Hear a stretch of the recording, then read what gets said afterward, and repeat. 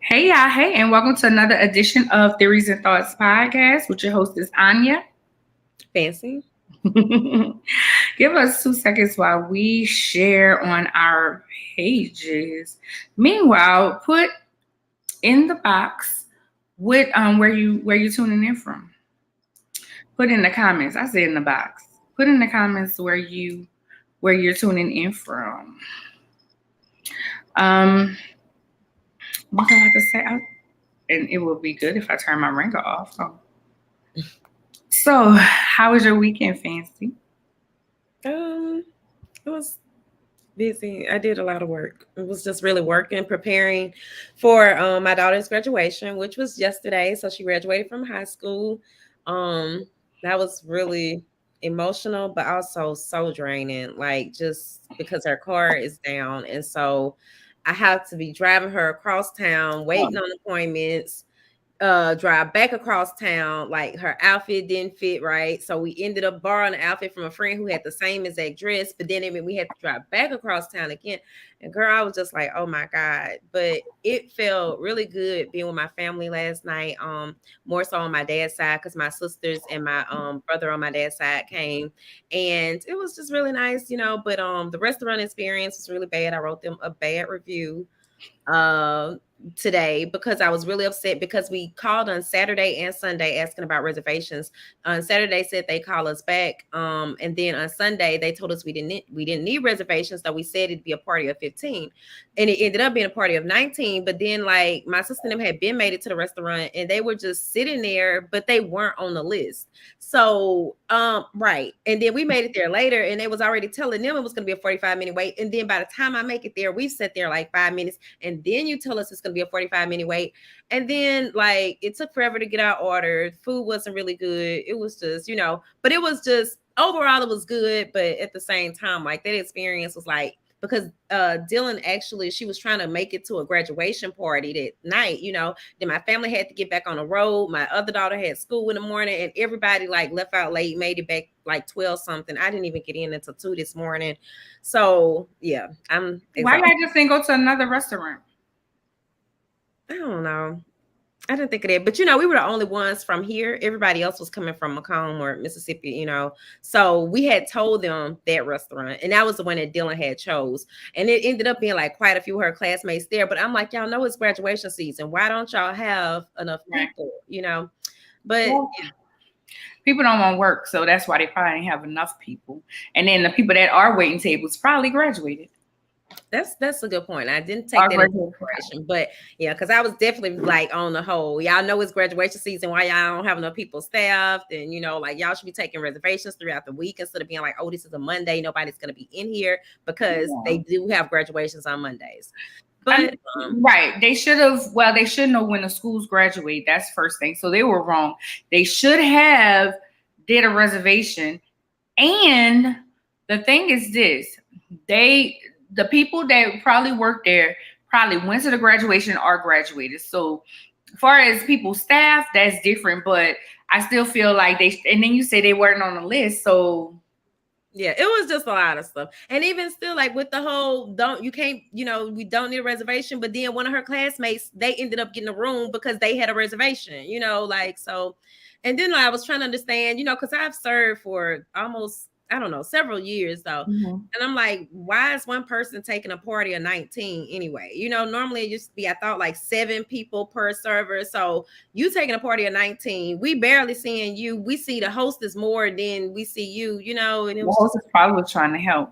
yeah. You're right. I mean, you're not saying anything wrong, especially when it comes to how many people should be helping, with that table. But the hostess probably was trying to help because they probably had another table. But that goes again with the reservation. Yeah. You say 7 years. Hey, Elizabeth. I think she probably say maybe she served for 7 years or something. I don't know. Um, I don't know. But um, huh? I was saying I don't know exactly what she's meaning, but thank you for the comment. Oh, okay. But how was your weekend? Girl, busy. Listen, busy. So I left Dallas I got up at 4:30 on Friday morning, and I left Dallas at 5 o'clock. Well, it was 4:55, but 5 o'clock on Friday morning. I got to New Orleans. I had to talk to the attorney about the succession, for my father's property, find my brother. Well, I went to go meet my girlfriend who I was staying with that night so I could get her key. Then I went to, what else? So then I had to get my brother, take him to the attorney office so he can sign. I went seeing my grandmother because my grandmother had a stroke. Mm-hmm. So I went to go see her. She's in a skilled nursing facility in New Orleans. Then I went see my cousin who has a brain, some kind of brain thing going on. She had to have brain surgery many, many, many times. And then I finally went to my friend because she works for the police department. So I waited for her to get off. So I got in at like 11 o'clock. So I was like hella tired. Then I woke up Saturday morning. I wanted to spend some time with my mom. So I went to a funeral with her. And it was hot outside, and the funeral home wasn't very big. So I stood up the whole time outside.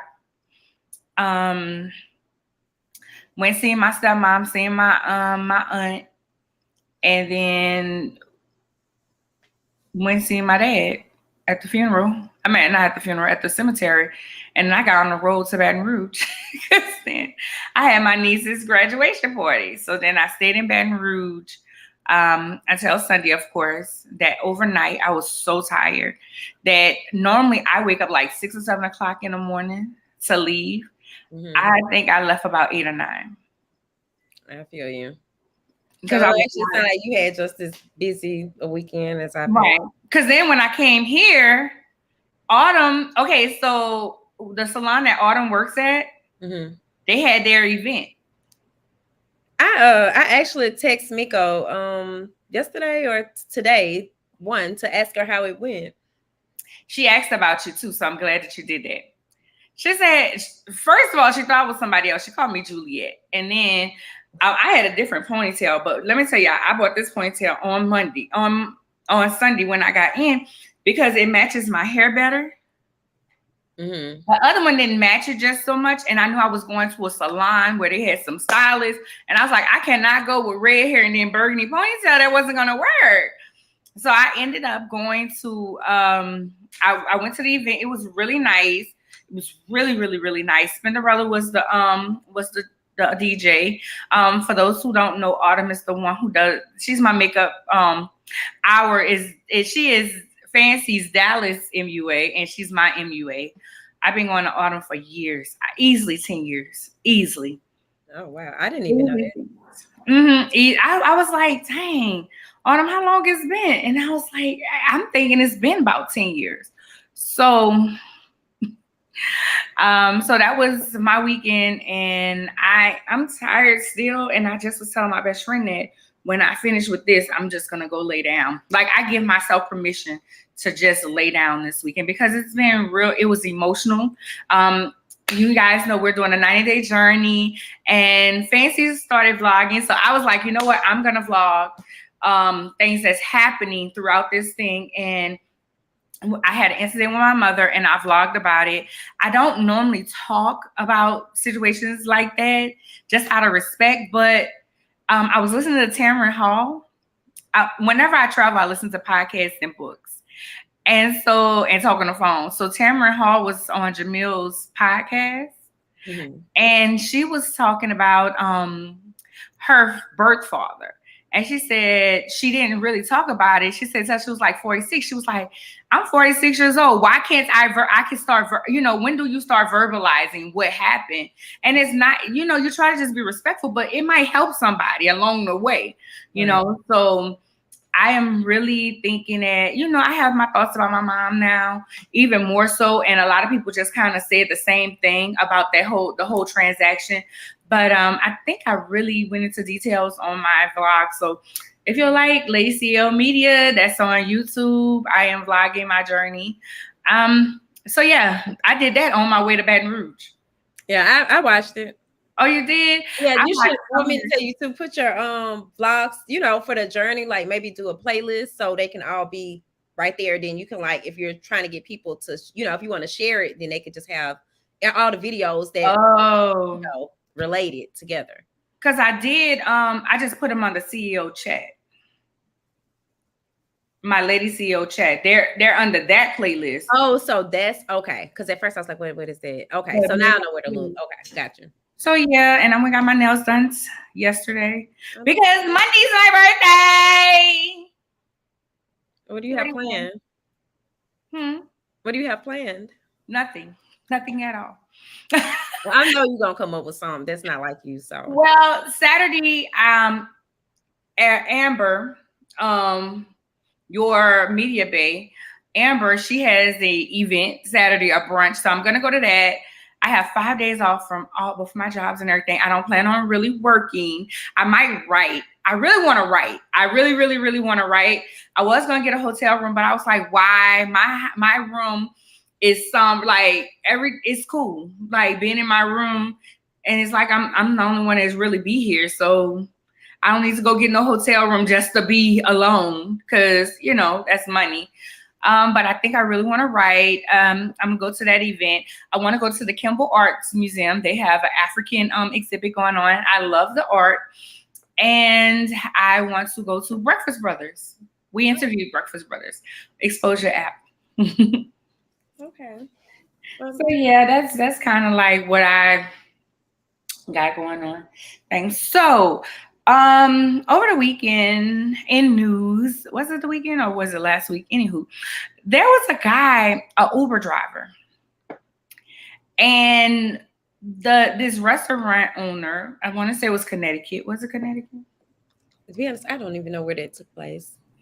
I watched the video, but I didn't see all of that. They said it. Anywho, he was driving, a white guy was driving an Uber. It's gonna say it on here. I don't know what this is. I don't know. I think it was Connecticut. I'm not sure. Anywho, sorry about that. So anywho, when they came in, they were like, "Oh, you're a white guy," and to me, at first I was like, it wasn't just a blatant racist thing, but I can get how it was racist.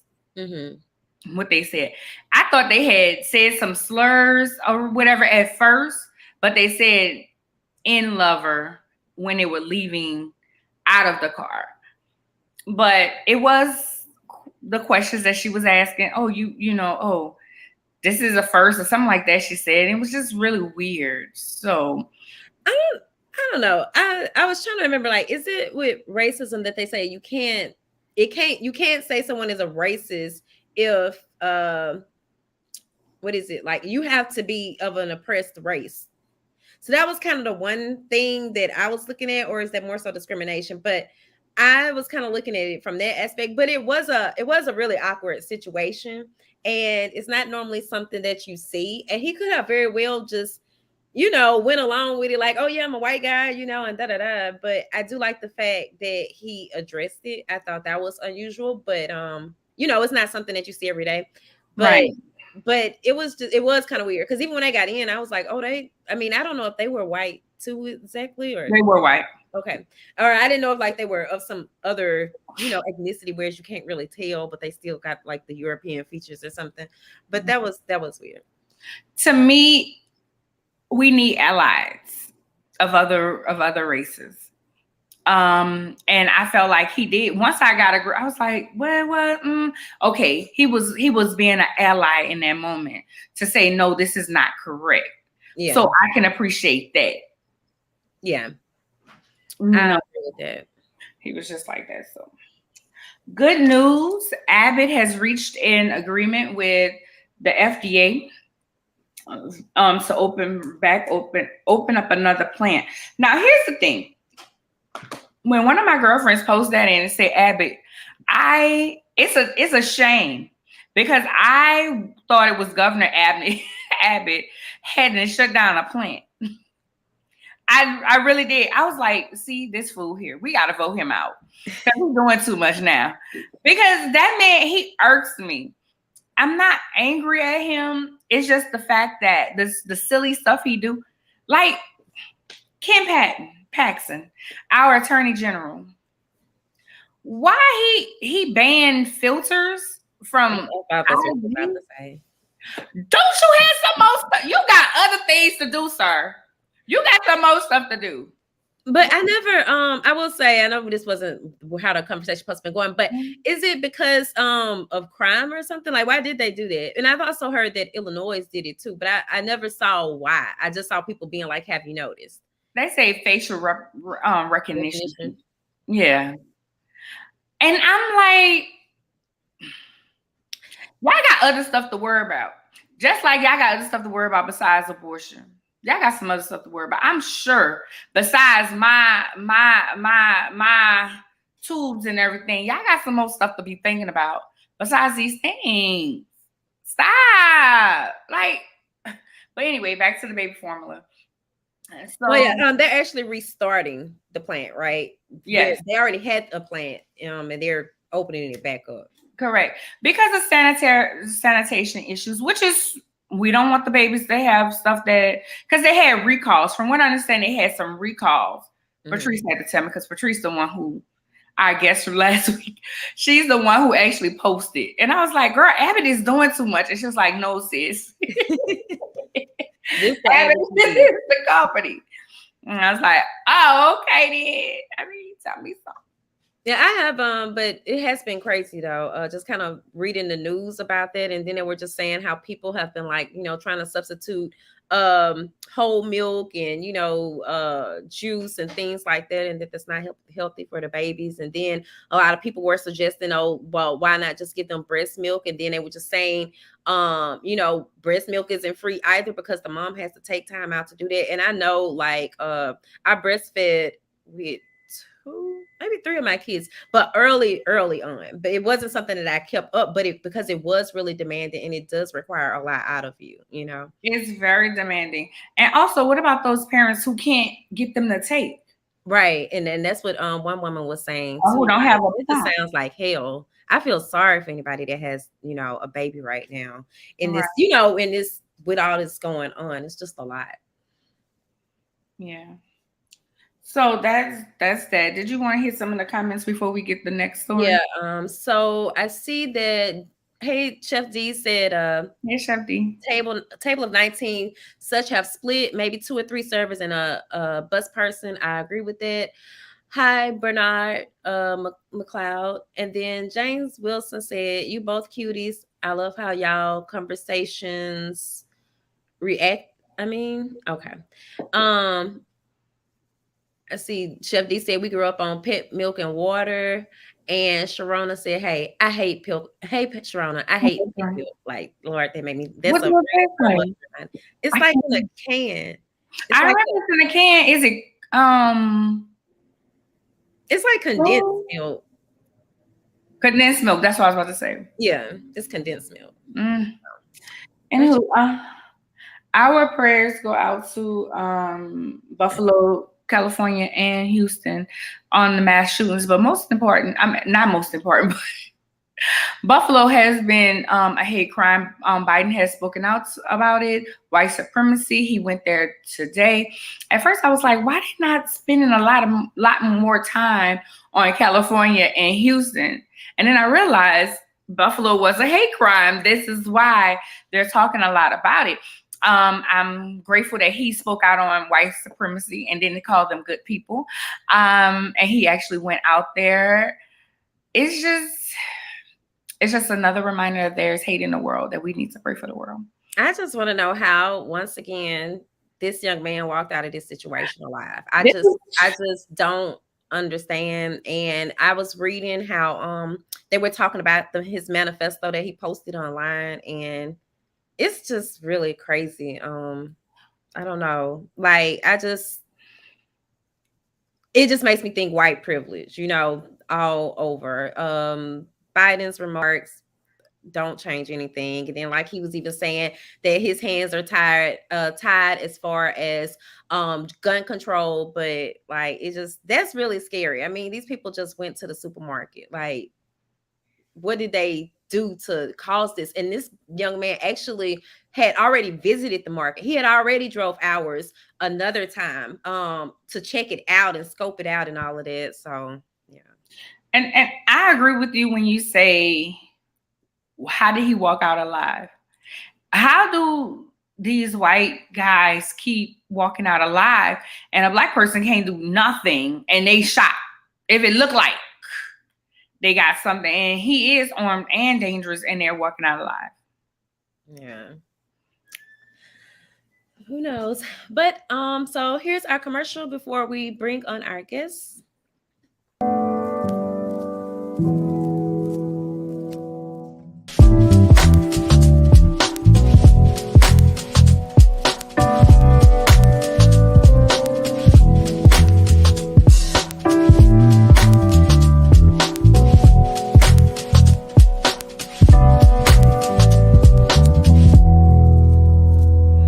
Want to kill, like, okay, well, why are you here with me, you know? Right. Like, they started, we do need men, you know, and I had a chance to just talk to her and tell her, and she was like, well, you do it all this and third, and I say, I have to. Drop the mister, just call me Rick. Hey, Rick. Okay. Hey, girl. I don't need nothing, no, sis. You don't need to work on that. Maybe this right here. You good. You because good. So, fans, what the well, thank y'all for joining us for this episode of Theories and Thoughts Deep Dive.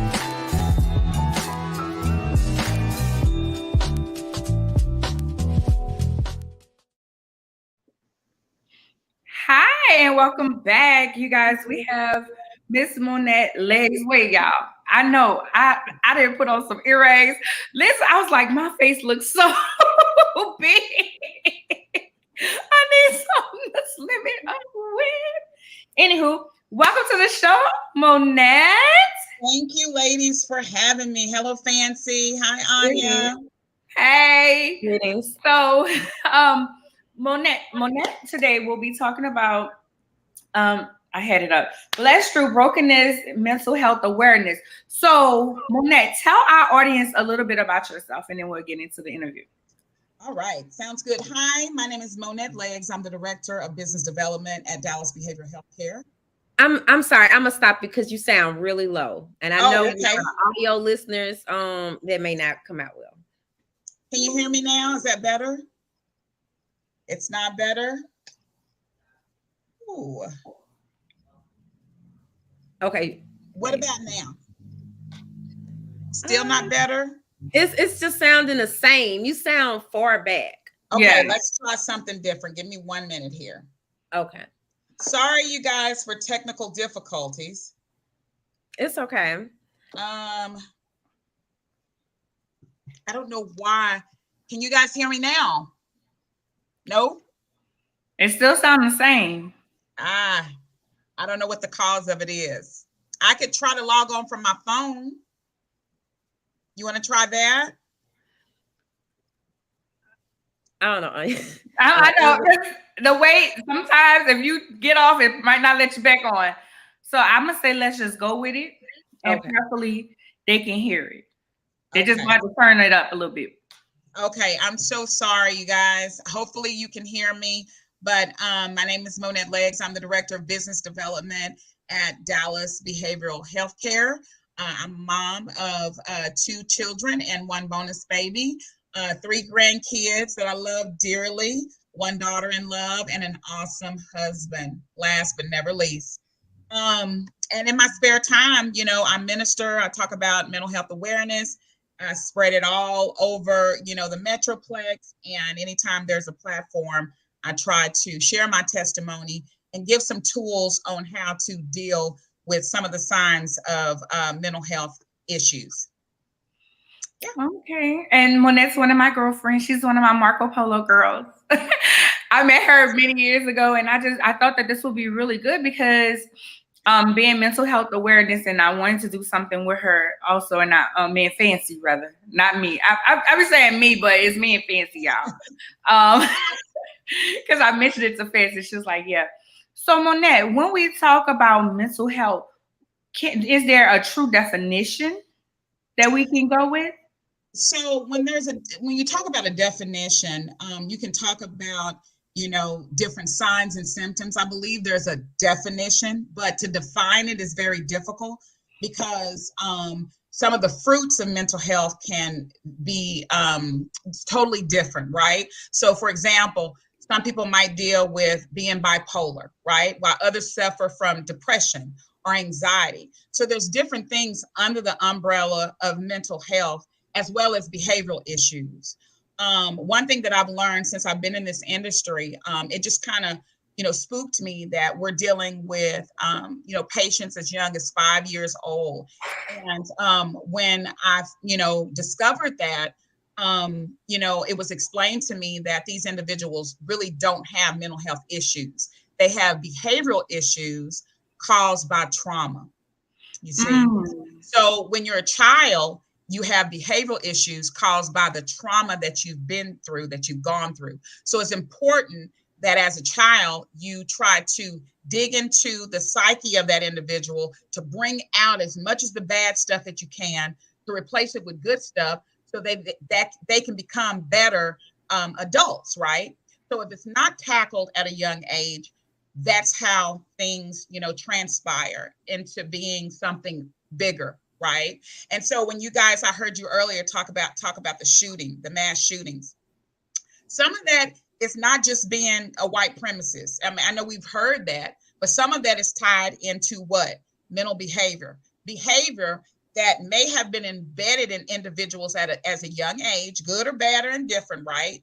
And then it grows into what it manifests into as an adult, right? And then by the time you're an adult, it's harder to tackle because there's build up and build up and build up. And the true root cause has never been, taken care of, right? So I could say that there may be a terminology for it, but there's so many different kinds of mental health issues under that umbrella. Okay. So what is because I know Anya may already know, but I'm curious to know, so what is your testimony? You mentioned that you often minister and share your story, so I'm curious about that. So I do. So Blessed Through Brokenness is something that the Lord kind of dropped in my spirit about the things that I went through even as a young child. So at the age of 5, my mom suffered from abuse, right? And she was abused, she was beat, and quite often.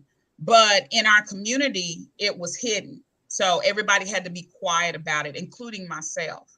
And so because it was never addressed, because during those times you don't go to the police, if you're having issues, oh, that's just my crazy aunt, whoever, they brush it off, they laugh about it or whatever. But as I began to grow up, I realized at the age of 11 or 12, something is not right. And I began to ask myself these questions. Does anyone see what's happening? Like, how come no one's coming to see about us, to see about me? Like, what's going on? So I became a cutter. And I used to literally slice my arms with razor blades. Mm-hmm. I was suicidal and I had suicidal ideations, but I knew a little bit about God and maybe enough at that time to say, if I take my life, where am I going to go? Like, will God be pleased with that? Like, I don't know. And so because I didn't know, that kind of kept me from killing myself, but I was so close so many times from just slicing my wrist at the age of like 12. Mm. And so through that, I remember seeing a television show that came on and they were talking about cutters. And it caught my attention and I said, that's me. Like, I'm one of those individuals. And so I listened to it and they were talking about how, if you're a cutter, it's abnormal and things of that nature. And all I knew as an adolescent was I didn't want to be abnormal. Okay, my life was abnormal enough. I wanted to be normal. So, they talked about that it was wrong and things of that nature. And I was like, well, let me stop this because I don't want to be abnormal. So when I look back, I was blessed through my brokenness because I know that it was God who intervened. And I stand firm on scripture, right? So if we look at Psalms 147:3, it says, he heals the brokenhearted and binds up their wounds. So no matter what the cause or source of the heartbreak or whatever that you're going through, God is able to repair your wounds. And then Psalms 34:18 says, the Lord is close to the brokenhearted and save those who are crushed in spirit, right? So when we think of being crushed, right, we think about being overwhelmed, totally beaten, downtrodden. God is there to pull us through, but sometimes we have to act and we have to be real about who we are and what we're actually going through, and ask ourselves the simple questions that I ask myself. How is my mental health? How is my mental health? How am I really doing? Am I masking what I'm dealing with, or am I going to deal with what I'm truly dealing with? Am I afraid that people are going to talk about me and say I'm not normal, or say that I'm sick? I don't want to be sick. But mental health is health. It is health. It's part of your health, right? So when you're sick and you go, say you have a heart issue, you go see a cardiologist, right? To fix your heart. Same thing with dealing with mental issues. If you're dealing with mental issues, right, you go see a psychologist or you go see a therapist to help you. So it's something that I bring to the forefront because I was always seen as a strong Black woman, right? But I didn't gain this strength on my own. God gave me the strength to endure many, many years of being downtrodden, trying to find out who I was. So it went from how are you doing post-COVID to pre-COVID to how are you doing post-COVID, right? So there are different traumas in our lives. So pre-COVID, I dealt with the trauma of, abuse from when I was 5, being in abusive relationships, being ostracized, rejected, all that, right? And then post-COVID, I dealt with having COVID, almost dying myself, losing my mom, my husband, my cousin, and all of us were in the hospital at the same time. And I thought that I was going to die. I literally thought that I was going to die, but God. And so I dealt with the trauma of being a long hauler, of losing my mother, dealing with my dad, being in hospice, all those different traumas that messed with my psyche, right? So then what do I do? How do I handle this? I asked myself. And then I began to ask some of these questions. What losses have I suffered? And how can I handle those losses? How can I deal with them on a day-to-day? And for me, because I was a long hauler and my mom was, at the time, she had not died, but she was in ICU, I couldn't sleep. So I was up day and night. And I knew in order to get some sleep, and I was praying, I was doing all that. Trust me, I believe in the Lord and I know the Lord. But I find that sometimes as believers, people look at you different when you need help. People look at you different when you don't want to go talk to your pastor about what you're going through. People say you're not saved if, you have to take pills for 30 days to help you go to sleep. And that was me. I needed some help. And I wasn't ashamed to ask for help. And I knew that the Lord was still with me. But at that time, God meets you where your faith is. Right. And so at that time, my faith was crushed. I was sick. All I knew was I needed some sleep. And I knew that it wasn't going to be long term because I don't like to take medications anyway. So I asked for help. And even now, as I go through the grieving cycle as my mother, I'm going to go see a therapist, someone who can help me through the grief and through what I've been dealing with. And so my goal is to talk about mental health in a way to let people know that you don't have to suffer in silence. You don't have to cry in silence. You don't have to be ashamed as an African-American person, as an African-American woman, to say, I need some help. I need somebody to talk to. I need a disinterested third party, someone who's not going to judge me and say that I'm weak. Because you will have, I've had people to say, oh my God, I thought she was so strong, but she seems weak now. But it's not until you have to go through a certain trauma that you understand where people are. So it's very, very crucial not to judge anyone, because you don't know what you might have to go through before you leave this earth, and you don't know how you're going to deal with it. Yeah. So all I'm saying is you don't have to suffer alone. Mental health is crucial, and there are signs. And I'm going to give y'all some stats real quick, and y'all can continue to ask me questions if we have time. But in 2020, 460,000 people died of suicide, right? Suicide is the 12th leading cause of death in the United States, and it's the third leading cause of folks between the ages of 15 and 24. Last but not least, 125 Americans died by suicide every day. They die by suicide. And over 1 million yearly attempt suicide. That means we have someone who attempts suicide every 27.5 seconds in a day. And that's major. And those are the things that we don't always hear about in the news unless they're a celebrity, right? Yeah. Unless they're a person that, you know, the news can talk about. But we have people out there who are suffering. They're dying. They're crying out, but they're afraid because the people around them, they judge them. Or they don't know how or where to find the help. They just don't know. You hit some major things.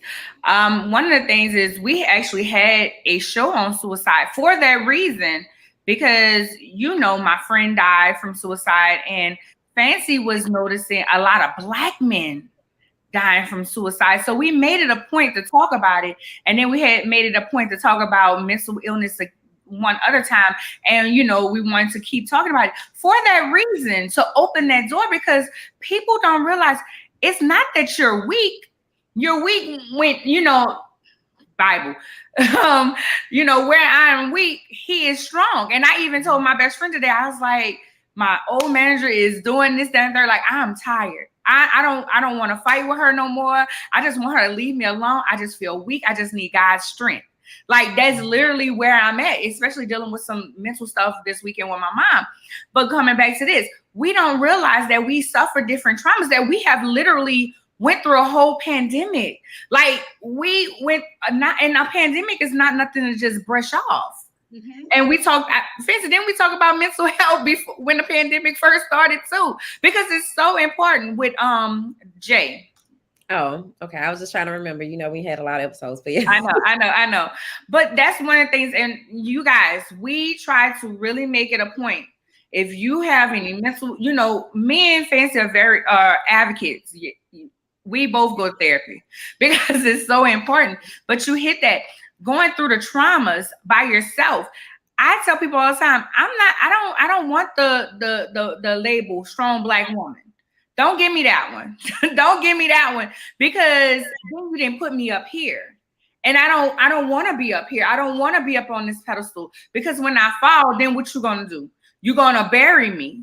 And I don't want, you don't have a heaven and a hell to put me in. Don't put me on that pedestal, because I am still human. Now I might do some things that you like, but you know, that goes back to talk about the blessed through brokenness, right?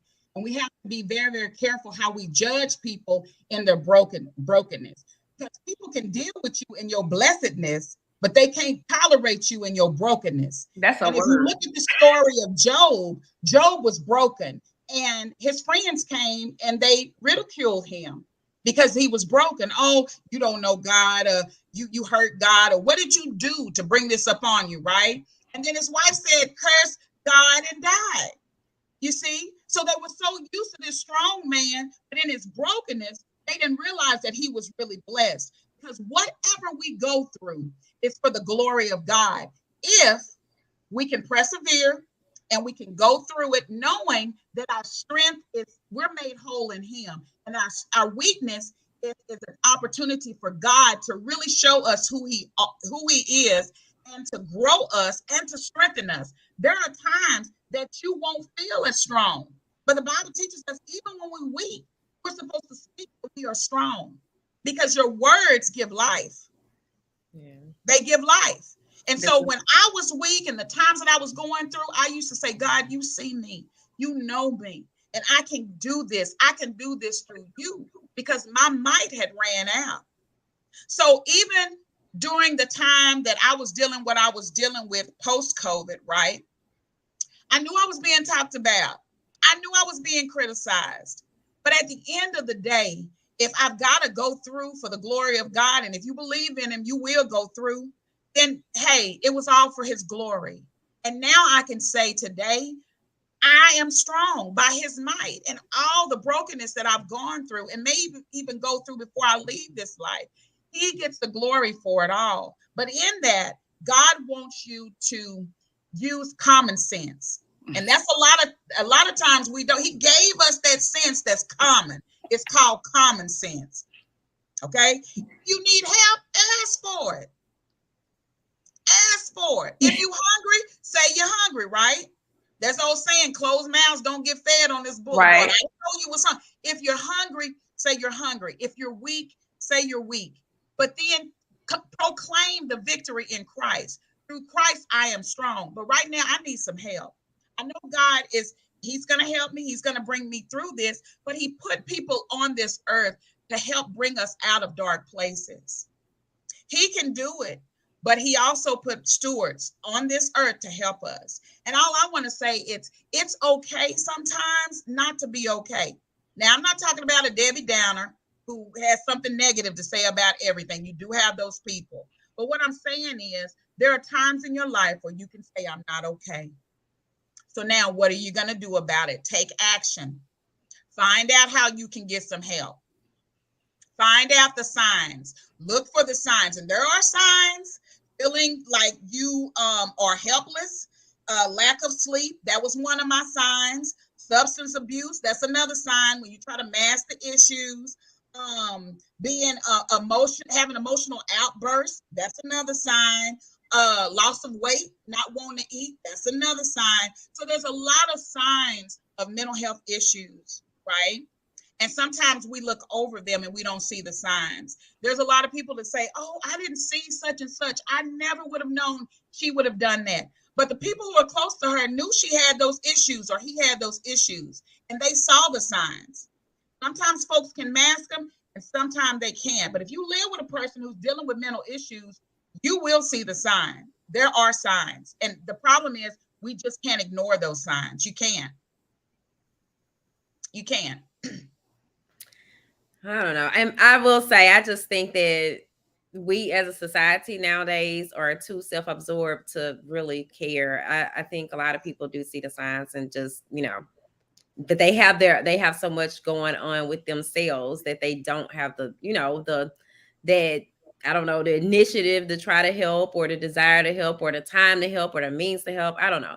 But I do understand what you're saying. But I think I'm kind of at that point where I've just kind of I don't know.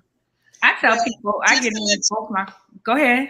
Just to let you know, Fancy, there are people out there who do care. The world is not so self-absorbed that everybody is like, let me turn the blind eye to that.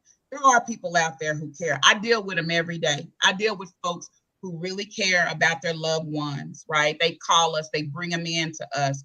They say, I'm trying to get this person help. So there are people out there who care. I know that social media and, dealing with folks in our day-to-day, it may appear to be that way. But if there is some truth in what you're saying, and I believe that, but I do also believe there are people who still genuinely care about others. I see them. I work with them. Yeah, well, you would probably, and that makes sense. So I respect you saying that, because, of course, you do work in that field. So you would see those people, whereas I wouldn't. But just, from observation, that's just kind of how it's beginning to seem to me. But I get what you're saying as well. And I'm glad that you brought that to light also. I tell people all the time, I mind my business and I mind my friend's business. I post it on my page. I'm going to mind my business and I'm minding y'all business too, because y'all are an extension of me. But here's my thing. Now, let me ask you this, because I've been wanting to ask you this. So what do you do when you see the signs and the person is not willing to get the help? And you've done everything that you can to try to get them that help, but they don't want to because they're, for whatever reason.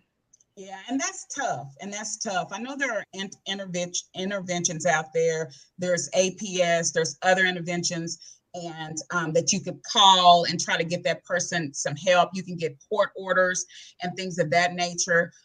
You can get the police involved. So the minute a person says, I want to commit suicide, you can call the police. You can call the police, and the police will APAL them, and they'll take them to the nearest mental health facility to ensure that they get some help, right? And then most facilities, they'll just stabilize them, right? And then they'll refer them out, or they'll step them down to an IOP program, which is an intensive outpatient program. And generally that's about 3 times a week. And that can be face-to-face or it can be virtual. And then there's a PHP program, which is partial hospitalization program. And that's 5 times a week. And that can be in person or virtual, and it's with medication management. So say, for example, if you're dealing with someone who might be suicidal, or they may have some behavioral issues and things of that nature, and you want them to receive some type of assessment. At Dallas Behavioral Health, we do assessments for free, right? We do assessments for free. We'll assess them. We'll see if there's a need. And just, for example, if you just want therapy, they can just get therapy where they don't have to be admitted into the hospital. Usually our patients stay around 7 to 8 days in the hospital. We try to, stabilize them and get them better. We're not a long-term facility, so we're not like a RTC facility. That's a residential treatment center where they stay for longer periods of time. I know you guys probably have heard of Terrell Hospital. So we're not a Terrell Hospital. We're not a mental state hospital. Yeah, but we do deal with acute cases, right? And we service, ages 5 to geriatric, so 65 plus. We serve, those age groups, and there's a need. There's a need, and I think that the community overall is waking up. And there are still people out there who are ashamed to talk about it. They don't want nobody to know that they're dealing with mental issues. And like I said, my behavioral issues started probably around the age of 11 or 12 when I started acting out what I was dealing with internally, because I had no one to talk to. I had nobody to talk to. If there were facilities, I didn't know about them, let alone, if we had insurance. If you didn't have insurance back in those days, you didn't have money to go to a doctor or anything like that. You saw it all the time. Folks would walk streets, talk to themselves and everything. And they say, oh, that's just old crazy cousin Clarence. And he did that for years, and nobody got him any mental help. It wasn't something that we really addressed and got to the root problem. Some of those folks dealt with abuse, sexual abuse, mental abuse, being cursed out by their drunk parents or whatever, or being, maybe just, I don't know, abuse in whatever facet, right? But it wasn't talked about. It was like, just, you just better take it. You better deal with it. This is the way we are. But sometimes the way you are isn't normal. Right. It's passed down through generations. So that's what your mama did. Now you're going to do it. And now your kids going to do it because you didn't break those generational curses. You didn't break those cycles. I speak out about it because I'm not embarrassed about it. I'm an overcomer through the blood of the Lamb and by my testimony. So I tell it because each time I tell it, it's just a step in the right direction to say, I am healed. I am delivered. I don't have thoughts about cutting my arms anymore. But that's what I went through at that time because I didn't know how to deal with the pain. Yeah. Something else you said earlier when you was talking about behavior, when you was talking about mental illness, when I asked you the definition of it, behavior. Wouldn't it be emotional disturbed behavior?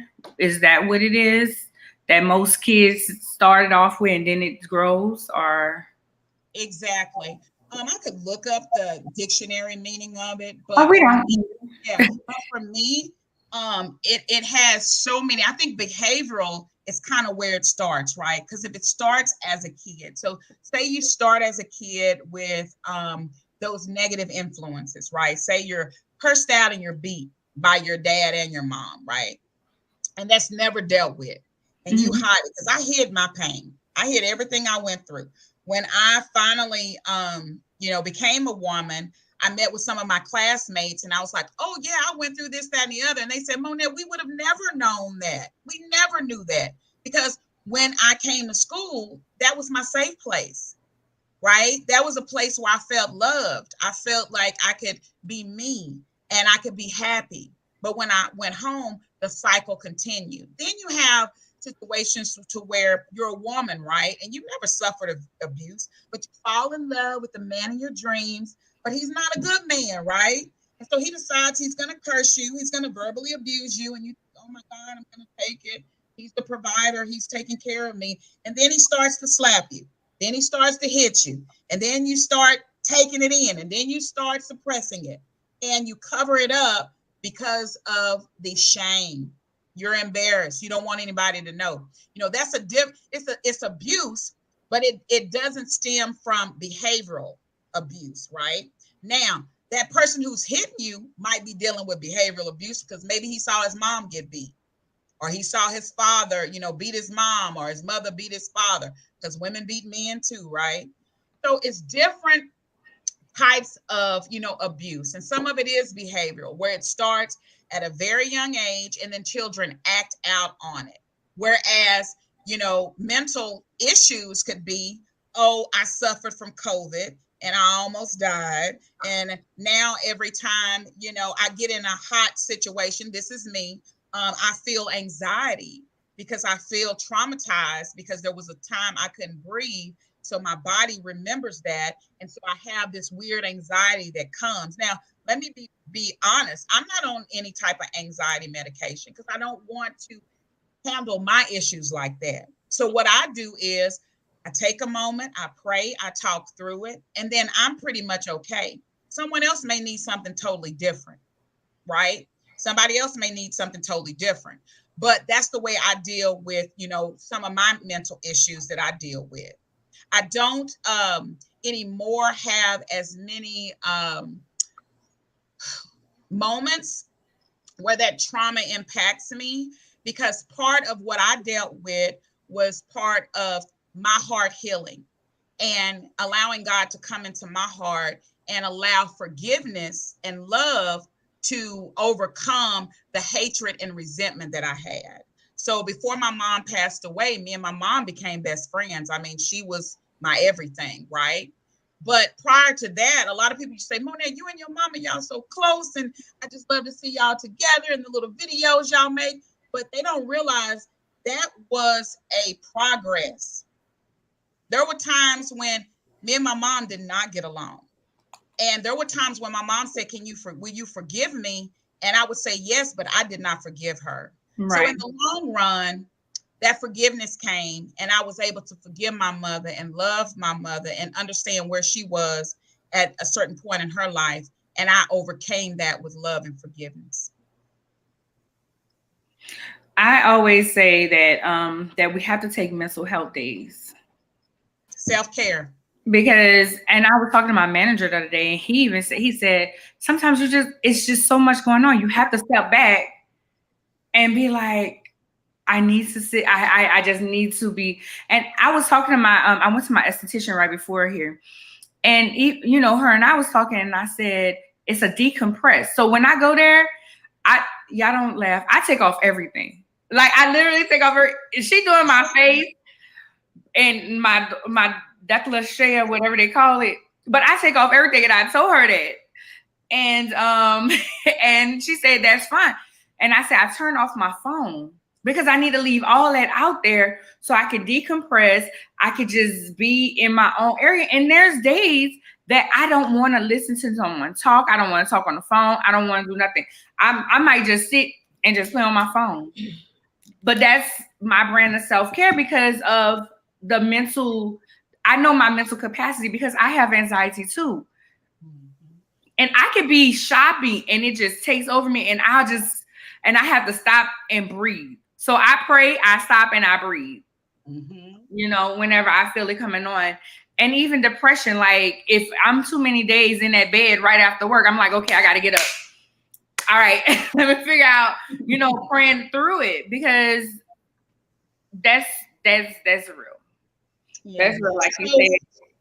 So what I think is you have to find the right fit for you. You got to find out what you need as an individual to help you through whatever you're going through that you feel that is so overwhelming. You know, some people do meditation and prayer, and whereas some people might need a little help along the way, whether that's medication or a therapist or whatever. And I just I'm not an expert. Let me make that clear. I'm an expert about me, right? And what I've dealt with.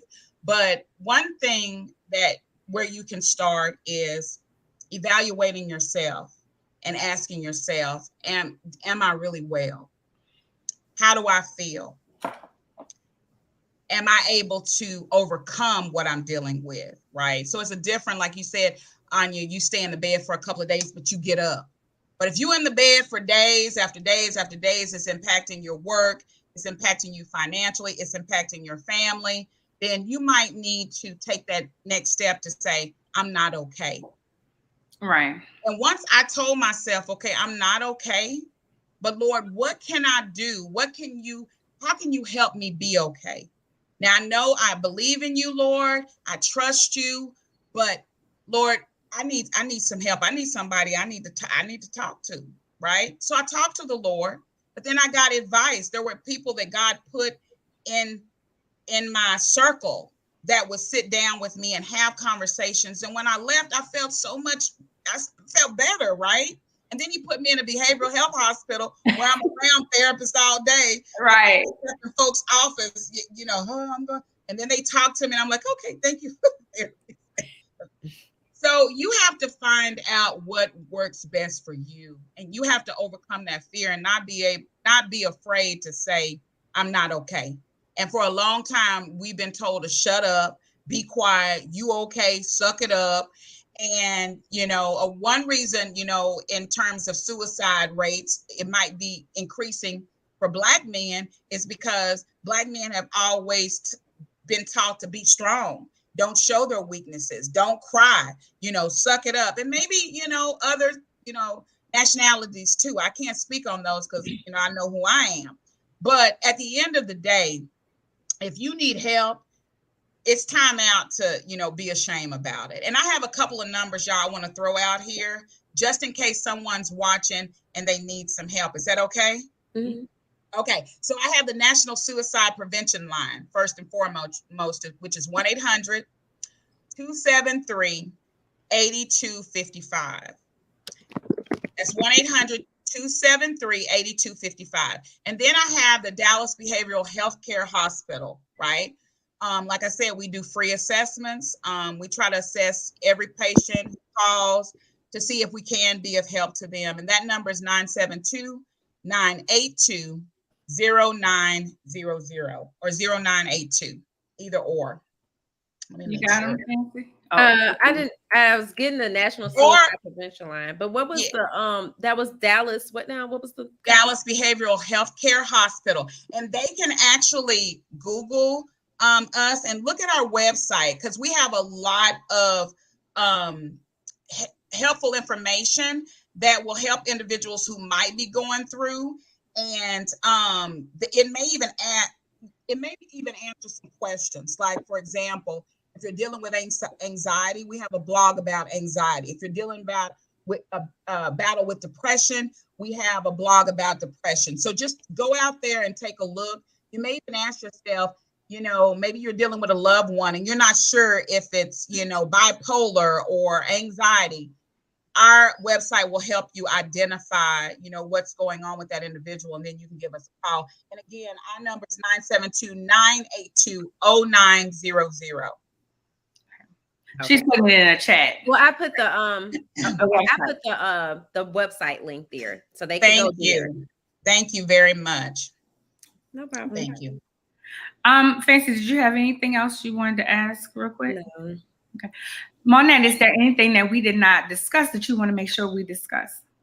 No, but before I go, I just want to thank you ladies for this opportunity because I am very, very emotional about this.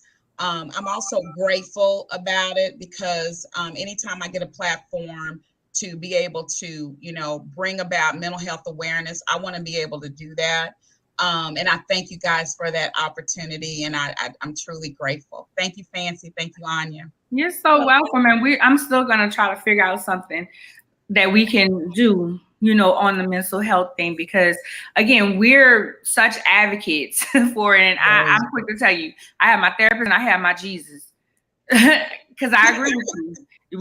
If I had a headache or it kept going on, I'm going to go to the doctor. So if I'm keep having anxiety, I need to go see somebody about this. So exactly. And I know, I'm going to be scrutinized, in a lot of ways, but at the end of the day, I really don't care, because it's time out for, it's time out for games. Life is real. Your health is important, and God will meet you where you are, and he will even, he'll heal you, but you got to believe, right? There was a lot of people in the Bible, they didn't believe, so they didn't receive what God had for them. And so I just suggest that you find what is best for you, and you seek God for what is best for you, because outsiders may not know what you're dealing with. They may not have even been through it. So it's hard to talk on things that you haven't experienced. It just is. You can talk about it, but it's hard to really be able to relate until you've gone through it. Right. Well, thank you, Monette. Thank you, ladies. Thank you. Love you, ladies. Bye. Y'all be blessed. Bye-bye. Bye. Well, that was a good conversation on mental health. As always, May is Mental Health Awareness Month. We always are advocates, as I said, about mental health. So if you're feeling some type of way, just go have an assessment done. No harm, no foul, right? As for me, tonight I have on the Candy Lady Nikki. I think the pink, for some reason, I think that pink looks good with my red hair. I don't know. So I have the pink on, and I went through on these earrings. I can't even think of what the girl name is. Be Fierce, Girl Be Fierce, I think it is, but she don't have these on the thing, but she has plenty others. So also you can find me at ladyceo.com. Also, my link tree is ladyceo. My email address is arnya@ladyceo.com. Remember, Lady CEO is spelled with an I. I am on Clubhouse, Lady CEO. If you're trying to get in touch with me. Oh, and my lashes are, you can get them off the website. These are Fire Lashes by Lady CEO. If you have any suggestions, comments, would like to be a guest on the show, you can email us at theoriesandthoughts@ladyceo.com. Lady is spelled with an I. Fancy. So you guys can find me with everything Swagger Magazine as Swagger Magazine. And then as far as my personal accounts, I'm Fancy Swagger across all platforms. All right. And remember, we are vlogging. I'm vlogging on Lady CEO Media, and Fancy is vlogging on Swag Her Magazine. So check out our vlogs. Tell us what you think. Talk back to us. All right. Peace and blessings. Bye.